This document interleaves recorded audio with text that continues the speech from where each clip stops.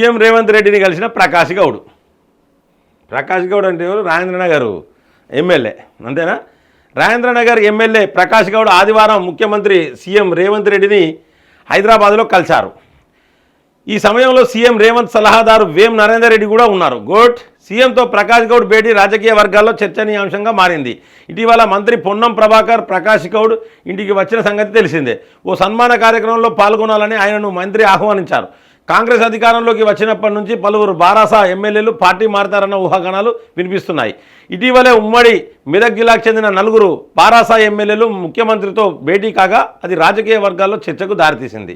వారు కాంగ్రెస్లో చేరుతారని సామాజిక మాధ్యమాల్లో విస్తృతంగా ప్రచారం జరగడంతో అలాంటిదేమీ లేదంటూ ఆ 4 ఎమ్మెల్యేలు ఖండించారు. అనంతరం బారాసా మాజీ ఎమ్మెల్యే తీగల కృష్ణారెడ్డి శనివారం సీఎం రేవంత్ రెడ్డితో భేటీ అయి త్వరలో కాంగ్రెస్లో చేరుతున్నట్లు ప్రకటించారు. సుశీల బారాసా మాజీ ఎమ్మెల్యే. ఈ నేపథ్యంలో ముఖ్యమంత్రిని ప్రకాష్ గౌడ్ కలవడం ఆయన పార్టీ మారుతున్న ఊహాగానాలకు ఊతమిచ్చినట్లయింది. అయితే పార్టీ మార్పు అంశాన్ని ప్రకాష్ గౌడ్ కొట్టిపారేశారు. ముఖ్యమంత్రిని మర్యాదపూర్వకంగానే కలిసినట్టు ఈనాడుకు తెలిపారు.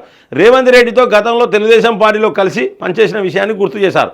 పార్టీ మారే ఆలోచన ప్రస్తుతానికి ఏమీ లేదన్నారు. బారాసాలో తనకు తక్కువ చేయలేదని, అలాంటప్పుడు పార్టీ ఎందుకు మారుతానన్నారు. నియోజకవర్గంలో దీర్ఘకాలికంగా అపరిష్కృతంగా ఉన్న సమస్యలను సీఎం దృష్టికి తీసుకెళ్లినట్టు చెప్పారు.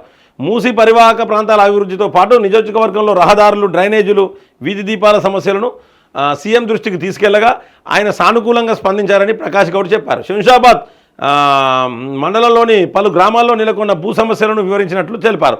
నియోజకవర్గంలోని సమస్యలకు సంబంధించిన నివేదిక ఇస్తే దానికి తగ్గట్లు నిధులు మంజూరు చేస్తారని ముఖ్యమంత్రి హామీ ఇచ్చారన్నారు. ఏం లేదు, ఈ ప్రకాష్ గౌడ్ వీళ్ళందరూ కూడా దీని వెనుక స్కెచ్ ఉంటుంది.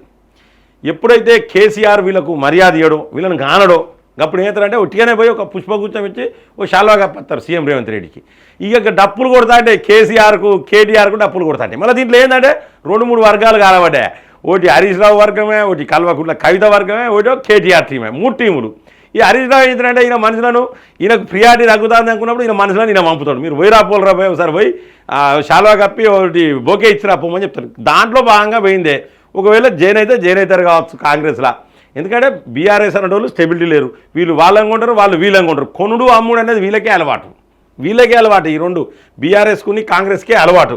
కాబట్టి ఈ వార్త అనేది ఈ ప్రకాష్ గౌడ్ గారు పోవడం అనేది ఇదివరకు ఈ పరిస్థితులు లేవు. కాకకు కష్టాలు వచ్చినాయి, కేసీఆర్ కాకకు ఫుల్ కష్టాలు వచ్చినాయి, కేటీఆర్కు ఫుల్ కష్టాలు వచ్చినాయి.